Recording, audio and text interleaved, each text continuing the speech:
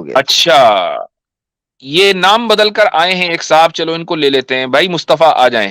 ہاں یہ اچھا کہ انہوں نے نام چینج کر لیا, ٹھیک ہو گیا. جی جی بھائی. السلام علیکم. وعلیکم السلام. کیسے ہیں مفتی صاحب؟ اپنا تعارف کرائیں. تعارف جی ہم اسامہ ہیں پاکستان سے. آپ مسلمان ہیں پاکستان سے, ٹھیک ہے. جی جی جی فرمائیے. جی عامر بھائی سے میرا ایک سوال تھا. میں کچھ دن پہلے ان کی اسٹریم دیکھ رہا تھا. ان کی یہ جو اولئک ان الذین کفروا من اہل الکتاب والمشرکین فی نار جہنم خالدین فیہا اولئک هم شر البریہ, یہ والی جو آیت ہے اس میں شر البریہ سے کیا مراد ہے؟ اس کی آپ تفسیر بتائیں. یار اس پہ میں تو نے پورا ایک جگہ پروگرام, اس پہ تو پورا پروگرام تھا. ہاں پھر ہمیں شر البریہ کیوں کہتے ہو؟ تو اس پروگرام کے سٹارٹ میں تو ڈیٹیل بیان کی تھی. پھر مفتی صاحب نے بھی کتنے ہی پروگرامز میں یہ تو سوال اتنے تواتر سے پوچھا جاتا ہے, تو یہ جی تو اب ہمارے آپ کمنٹس پہ پوچھیں گے تو ہمارے آپ کو آڈینس ہی آپ کو اتنے جواب دے دے گی. ماشاءاللہ ان نہیں, کو اس پتہ میں چل چکا. مجھے پتہ تو ہے پر دو جواب ہے نا. ایک میں نے جواب سنا تھا, انہوں نے کہا جی ایک بندے نے جواب دیا تھا کہ اس میں وہ لوگ مراد ہیں جو جہنم میں چلے جائیں گے, وہ لوگ مخصوص ہیں جو جہنم میں چلے گئے ہیں. اور دوسرا آپ تو بالکل عام کر رہے تھے کہ کوئی بھی کافر ہو, مشرک. اچھا جی ایک مفتی صاحب نالج آپ اسلام آ گئے, رک جائیے. اچھا جی یہ جو آیت ہے جو آپ پڑھ رہے ہیں سورہ بلد میں, اللہ تعالیٰ کیا کہہ رہا ہے؟ اللہ تعالیٰ یہ کہہ رہا ہے کہ ان الذین کفروا من اہل الکتاب, اہل کفار یعنی اہل کتاب و مشرکین, فی ناری جہنم خالدین فیہا, یہ جہنم کی آگ میں ہوں گے, ہمیشہ رہیں گے. اس کے بعد اولئک ھم شر البریہ, اولئک یعنی وہ کفار جو کفر کی حالت میں مر رہے ہیں, یہی شر البریہ ہے. شر البریہ کیوں ہے؟ اس کا ان کے شر البریہ ہونے کا نتیجہ یہ ہے کہ جہنم کی آگ میں یہ ہمیشہ جلیں گے. یعنی شر البریہ ہونا سبب ہے اور جہنم کی آگ میں جلنا اس کا نتیجہ ہے. سبب کو تو پہلے ہی آنا ہے نا, سبب اور نتیجہ دونوں ایک ساتھ تو نہیں ہوں گے. یعنی ٹھیک ہے, یہ اس طرح مصطفیٰ بھائی اس کو یوں مطلب یہ سمجھیں, عام ہے, عام ہے کہ مصطفیٰ بھائی اس کو یوں مخصوص ہے. مصطفیٰ بھائی ایک منٹ اس کو یوں سمجھے جس طرح مفتی صاحب نے سمجھایا, ایک جٹ کی مثال سے سمجھاتا ہوں. جیل میں جو لوگ جیل میں ہوتے ہیں وہ مجرم ہوتے ہیں نا مصطفیٰ بھائی, جی وہ جیل میں ہوتے کیوں ہیں؟ کیونکہ وہ مجرم ہوتے ہیں, ایسا ہی ہے نا؟ جی ہے نا؟ ہاں یعنی جیل میں مجرم ہوتے ہیں اور وہ جیل میں اس لیے ہوتے ہیں کہ وہ مجرم ہوتے ہیں. تو جہنم میں شر البریہ ہوں گے, وہ جہنم میں اس لیے ہوں گے کہ وہ شر البریہ ہیں. کہانی ختم. ٹھیک ہے بھائی جی, سمجھ میں آ گیا؟ جی پر ایک اور سوال ہے, پر اس سے پہلے وہ تو الٹیمیٹ ہے نا, الٹیمیٹ سے پہلے جو عام ابھی امتحان ہے نا, جیسے دنیا امتحان گاہ ہے, ہم یہاں پہ بھی کسی کو کہہ سکتے ہیں کیا یہ بھائی کافر ہے, یہ بھائی شر البری ہے؟ یہ تو نہیں کہہ سکتے نا. میں آپ کی بات سمجھ گیا ہوں. اس پہ مفتی صاحب نے بڑی زبردست بات کر دی ہوئی ہے. دیکھیں میری بات سنیں, چور اور مجرم یا کوئی بھی جو جرم ہے, جب وہ جرم کرے گا وہ تب تک مجرم ہی رہے گا. وہ معافی مانگ لیتا ہے, توبہ کر لیتا ہے, تو چیزیں واپس پلٹ آتی ہیں. اس میں تو کوئی مسئلہ نہیں ہے, یہ تو کامن سینس کی بات.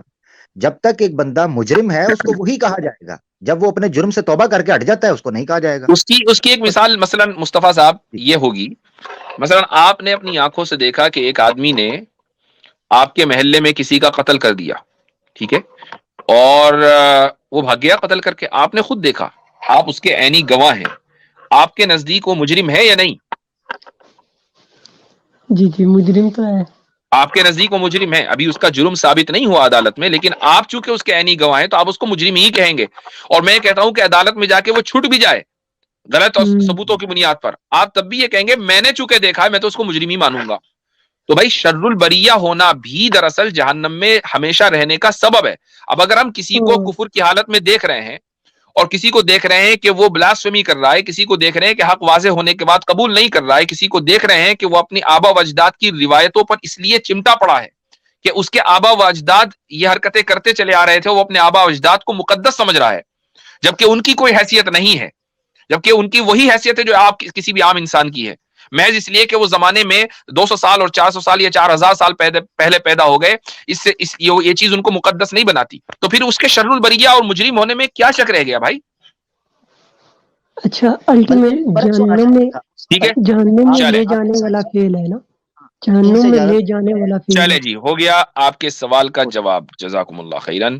میں یہ کہنے لگا تھا، میں ایک بات رکھنے لگا تھا، ہونا بیسیکلی ریورس چاہیے تھا کہ ایک حدیث ملتی ہے غالباً بخاری شریف میں، حضرت عائشہ رضی اللہ تعالیٰ عنہ سے، غالباً ہو سکتا ہے میں غلط ہوں، کہ حضرت عائشہ فرماتی ہیں کہ اللہ کے رسول نے فرمایا لا تسبوا الاموات فانہم قد افضوا الی ما قدموا، جو مر جائیں آگے چلے جائیں ان کو اللہ کے حوالے کر دو.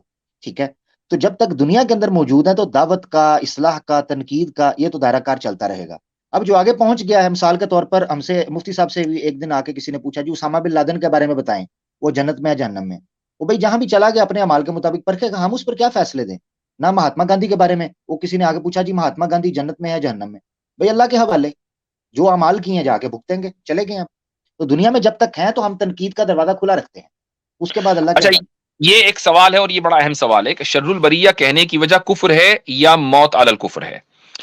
دیکھیں ہاں یہ بڑا اہم سوال انہوں نے کیا ہے، اس کا میں جواب دینا چاہوں گا، اور وہ یہ ہے کہ انسانی عدالتوں میں کسی بھی جرم کی معافی نہیں ہے الا یہ کہ اس آدمی کو مجرم قرار دے دیا جائے، اور پھر صدر جمہوریہ، مثلا ہمارے جو لبرل سیکولر نظام ہے اس میں یہ ہوتا ہے کہ پریزیڈنٹ نے جو ہے چلو جی معاف کر دیا، اس کو اتھارٹی دی گئی ہے. لیکن اس کے علاوہ عدالتوں کو بھی یہ اتھارٹی نہیں ہے کہ یہ سمجھنے کے باوجود کہ سامنے والا مجرم ہے وہ اس کو معاف کر دیں. ہاں وہ یہ تو کر سکتے ہیں کہ ثبوت بھائی ایسے نہیں ہے اتنے کمپیلنگ کہ ہم اس کو جو ہے مجرم مانے لہٰذا ہم اس کو چھوڑ رہے ہیں، لیکن اگر ثبوت ہیں تو پھر وہ معاف نہیں کر سکتے. اللہ تعالیٰ احکم الحاکمین ہے، وہ اس کا نظام دنیا جیسا نظام نہیں ہے. اللہ تعالیٰ کی عدالت میں کیا ہے کہ ایک آدمی نے جرم کیا، اس دنیا میں رہتے ہوئے جرم کیا، کرتا رہا اور توبہ کر لی، اسلام قبول کر لیا اور مر گیا، تو اب ظاہر ہے کہ وہ شر البریہ نہیں ہے. لیکن اس کا شر البریہ ہونا اس بات پر ڈیپینڈ کرتا ہے کہ وہ کافر رہا اور کفر کی حالت میں مرا. تو دونوں ہی چیزیں اصل میں فیکٹر ہیں اس کو شر البریہ بناتی ہیں. زبردست. ماتو وہم کفار کے الفاظ ہیں، ماتو وہم کفار. جی ہاں. اچھا اب اگر ہم موجودہ کسی شخص کو جو اسلاموفوب ہے اور رسول اکرم صلی اللہ علیہ وسلم کی شان میں یا اللہ کی شان میں سخت گستاخی کر رہا ہے، تو اس کو شر البریہ اس لیے کہا جائے گا چونکہ جو موجودہ اس کی حالت ہے وہ ایسی ہے کہ جو جہنمیوں کی ہے، جو جہنم میں ہمیشہ ہمیشہ جلیں گے ان کی بھی وہی حالت تھی. یہ بالکل ایسا ہی ہے کہ میں ایک مثال دیتا ہوں، ایک فقہی جزیہ میرے ذہن میں آیا.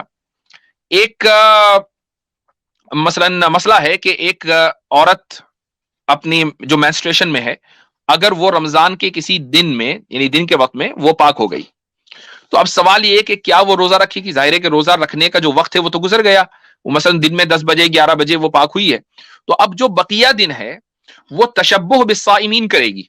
تشبہ بالصائمین کا مطلب یہ ہے کہ وہ روزے داروں جیسا ریزمبلنس کرے گی کہ وہ جس طریقے سے وہ کھا نہیں رہے پی نہیں رہے یہ بھی کھائے اور نہ پیے، یہی اس کی عبادت ہے، یہ روزہ نہیں ہے، اس روزے کی قضا کرنی ہے، یہ تشبہ بالصائمین ہے. ایسے ہی ایک آدمی جو تشبہ کی جو حیثیت ہے وہ شریعت میں یہ ہے. ایسے ہی من تشبہ بقوم فہو منہم، حدیث میں رسول اکرم صلی اللہ علیہ وسلم نے فرمایا کہ جو کسی قوم سے مشابہت اختیار کرے وہ انہی میں سے ہے. اگر ہم تھوڑی دیر کے لیے مان لیں کہ شر البریہ وہ لوگ ہیں کہ جو کفر کی حالت میں جیے اور کفر کی حالت میں مرے اور وہ جہنم میں ہمیشہ ہمیشہ جلیں گے، وہ شر البریہ ہیں، تو وہ لوگ جو ان کے راستے پر ہیں وہ بھی تشبہ کی وجہ سے شر البریہ ہی کہلائیں گے. من تشبہ بقوم فہو منہم. زبردست پوائنٹ، ماشاءاللہ زبردست پوائنٹ، ماشاءاللہ. ٹھیک ہے چلیں جی.